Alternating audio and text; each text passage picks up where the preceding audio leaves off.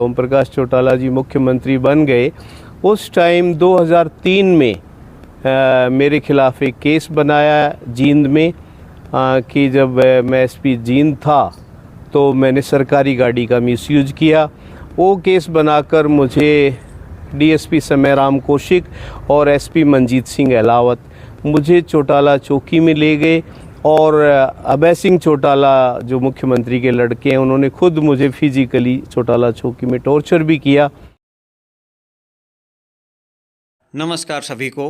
आज हम आपको एक ऐसे रिटायर्ड आईपीएस अधिकारी से मिलाने जा रहे हैं जिनकी पृष्ठभूमि गांव से जुड़ी हुई रही है, जिनकी शुरुआती पढ़ाई भी गांव में ही हुई और आगे चल के उन्होंने आईपीएस जैसे कठिन एग्ज़ाम को भी पास किया। उसके बावजूद राजनीति के चलते हुए उन्हें काफ़ी परेशानियां भी झेलनी पड़ी अपनी नौकरी के दौरान। आइए मिलते हैं रिटायर्ड आईपीएस राम सिंह यादव जी से। मेरा जन्म हमारे गांव शोभापुर में जो नारनौल के पास है 18 फरवरी 1962 को हुआ। मेरे दादा किसान थे और मेरे पिताजी एक टीचर थे राजस्थान में पड़ोस में। और मेरी 5वीं क्लास मैंने अपने गांव शोभापुर से की, 8वीं class Bhushan government school Bhushan Kala से की और 10वीं class government senior secondary school Narnaul से किया और मैंने बीकॉम गवर्नमेंट कॉलेज नारनौल से किया। उसके बाद मैंने master of commerce Rajasthan university Jaipur से किया। हमें आहिर बिरादरी में मैं पहला आईपीएस भी, अदरवाइज़ तो एससी कैटेगरी में तो हमारे गांव के रामेश्वर दयाल भी 1977 में आईपीएस हो चुके थे। और ये कामयाबी का राज एक तो प्रभु की कृपा रही, ईश्वर की कृपा रही और अच्छे हमें टीचर्स मिले। गवर्नमेंट स्कूल में जो एजुकेशन होती थी पहले वो बहुत अच्छी होती थी, टीचर्स बड़ा ध्यान देते थे, सरकार भी काफ़ी ध्यान देती थी और प्राइवेट स्कूल तब डेवलप भी नहीं हुए थे, तो उस वजह से अच्छे अध्यापकों की वजह से 1988 में मैं आईपीएस का एग्ज़ाम मैंने पास किया और 7 साल मैंने हरियाणा में नौकरी करी, यहाँ एसपी सिरसा, जींद और सोनीपत रहा। और गुजरात मेरा काडर था और गुजरात में मैंने एक ज़िले में एसपी रहा, गांधीनगर में। और हरियाणा में भी जब एसपी था तो मैंने अभय चौटाला और अजय चौटाला को अरेस्ट किया था। रास्ता रोको आंदोलन था और सिंपल जैसे कि रास्ता रोको आंदोलन में गिरफ्तारी होती है वो रूटीन की गिरफ्तारी थी कायदा के अनुसार। और कुछ इन्होंने जो रास्ते में जो गाड़ियां वगैरह ट्रेन वगैरह रोक दी थी उसकी वजह से रेलवे पुलिस का केस था, हमने उनकी मदद करी थी और सिंपल अरेस्ट थी। उसकी बहुत बड़ी कीमत चुकानी पड़ी। जब ओम प्रकाश चौटाला जी मुख्यमंत्री बन गए उस टाइम 2003 में मेरे खिलाफ़ एक केस बनाया जींद में कि जब मैं एसपी जींद था तो मैंने सरकारी गाड़ी का मिसयूज किया। वो केस बनाकर मुझे डीएसपी समय राम कौशिक और एसपी मंजीत सिंह अहलावत मुझे चौटाला चौकी में ले गए और अभय सिंह चौटाला जो मुख्यमंत्री के लड़के हैं उन्होंने खुद मुझे फिजिकली चौटाला चौकी में टॉर्चर भी किया। और क्योंकि केस झूठा था 10 दिन अंदर रहा, उसके बाद जमानत हो गई और बाद में केस ख़त्म भी हो गया। क्योंकि आर्मी के अधिकारी तो बाहर के शत्रुओं से लड़ते हैं और हमें देश के अंदर की बुराई से लड़ना पड़ता है, तो कानून एक तरफ खींच रहा होता है, कहीं सत्ता और कानून का टकराव है, कहीं पे पुलिस पॉलिटिशियंस क्रिमिनल्स का नेक्सस हो जाता है और फिर पुलिस में भी अच्छे और बुरे दो तरह के पुलिस वाले हैं, नेता में भी अच्छे और बुरे दो तरह के नेता भी हैं। तो उस सारे संघर्ष में कई बार विक्टिमाइजेशन हो जाता है। तो उसके तहत गुजरात में मैं जब एसपी गांधीनगर था तो गुजरात के गृह मंत्री कुछ लोगों को बचाना चाहते थे, हरेन पंड्या, तो मैंने वो मना कर दिया, उससे वो नाराज़ हो गए। और वो चीज़ मैंने जो ऊपर सरकार को बताई मुख्यमंत्री को कि आपका गृह मंत्री ऐसे कर रहा है, तो उन्होंने, केशु भाई मुख्यमंत्री थे, उन्होंने मेरा साथ देने की बजाय गृह मंत्री का साथ दिया और मुझे सस्पेंड कर दिया कि और उसके बाद डिसमिस भी कर दिया। फिर मैं दोबारा नौकरी में 2000 में मैं सस्पेंड हुआ, 2010 में मैं दोबारा नौकरी में आया। इन द 10 साल तक आप सस्पेंड रहे। इन द मीन टाइम मैंने नवीन जिंदल जो मेंबर कुरुक्षेत्र थे उनका पीए बनकर 3 साल उसमें गुजारा करना पड़ा। हरीश चंद्र की तरह मेरी परीक्षा थोड़ी ज़्यादा ही स्ट्रॉन्ग हो गई। सर आप सस्पेंड चल रहे थे और सस्पेंड के दौरान आपने कैसे जॉब की पीए की? नहीं, सस्पेंड में नौकरी नहीं करी। 2000 में मैं सस्पेंड हुआ, 2006 में मैं डिसमिस हो गया था।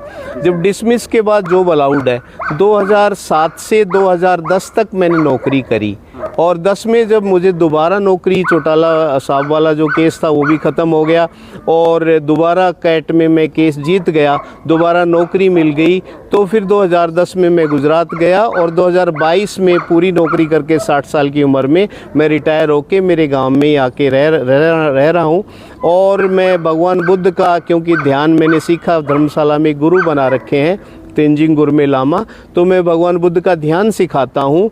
और पॉलिटिकली मैंने 6 अप्रैल 2024 को भूपेंद्र यादव जी, जो पड़ोस में ही हमारे राजस्थान बॉर्डर पे गांव है हमारा, तो बैरोड से हमारी माँ, दादी, नानी सब राजस्थान की हैं, तो हमारे पिताजी ने राजस्थान में ही नौकरी करी है। तो उनका जब अलवर चुनाव था तो उनके कहने पे मैंने 6 अप्रैल 2024 को बीजेपी पार्टी भी ज्वाइन करी हुई है।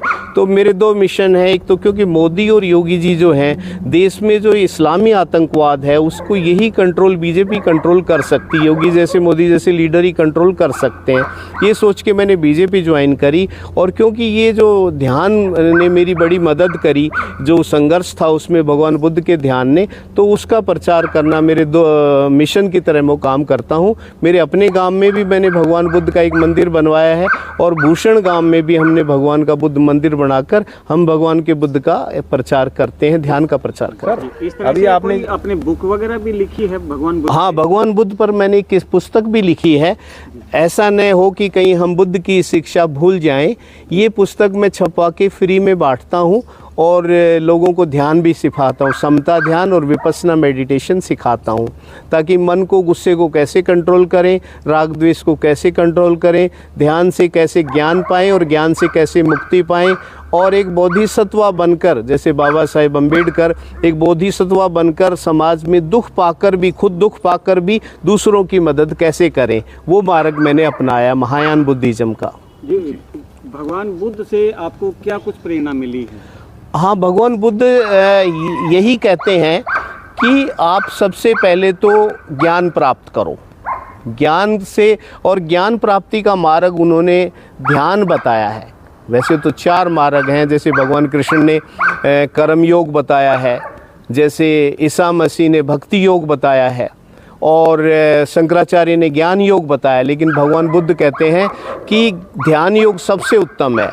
किसी चीज़ पे विश्वास मत करो, खुद ध्यान करो, खुद ज्ञान प्राप्त करो। ध्यान के बाद जब आपको खुद ज्ञान प्राप्त हो, उस पे विश्वास करो। बीजेपी पार्टी का कोई बुद्ध से कोई टकराव नहीं है। ये पॉलिटिक्स एक अलग चीज़ है, धर्म एक अलग चीज़ है।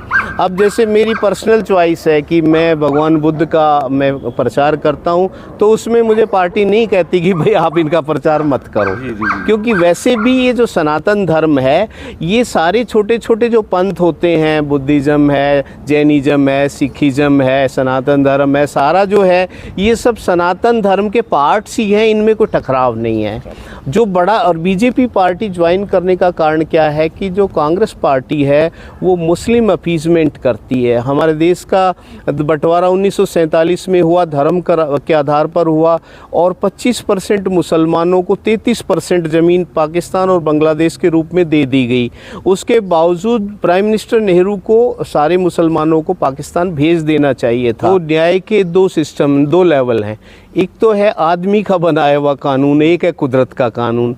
आदमी का बनाया हुआ कानून अपूर्ण है और कुदरत का बनाया हुआ कानून पूर्ण है।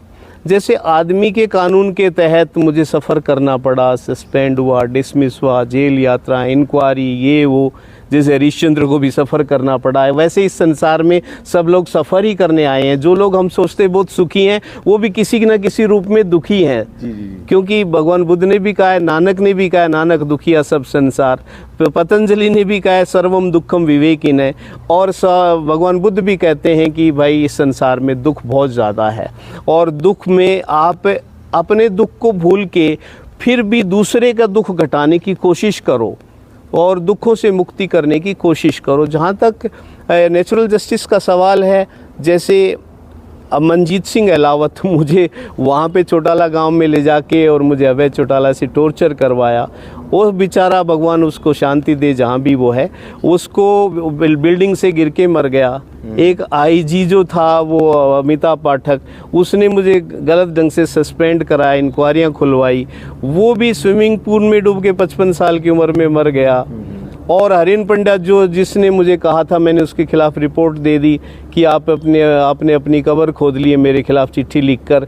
तो मैंने कहा था भगवान जिसको ठीक समझेगा उसको कब्र में भेज देगा, तो मेरे से पहले वो ही कब्र में चला गया जो मुझे भेजना चाहता था। ये ईश्वरीय न्याय है।